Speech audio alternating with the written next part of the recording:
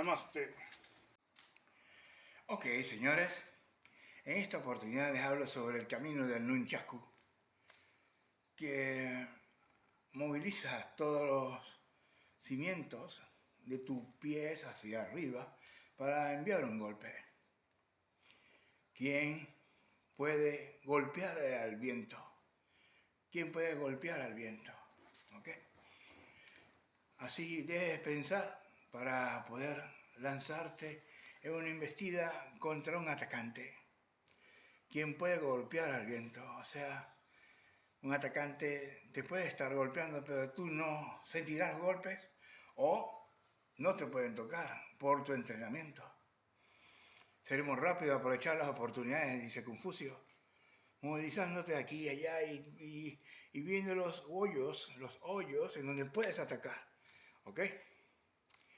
Tú puedes realizar estas técnicas aquí conmigo, ¿ok? Para ahora en adelante vamos a estar también haciendo técnicas de entrenamiento del Kung Fu en el camino del Nunchaku, ¿ok? Para que puedas ir tomando y retomando el conocimiento, ¿ok? Entonces, bueno, hasta pronto. Namaste. Os.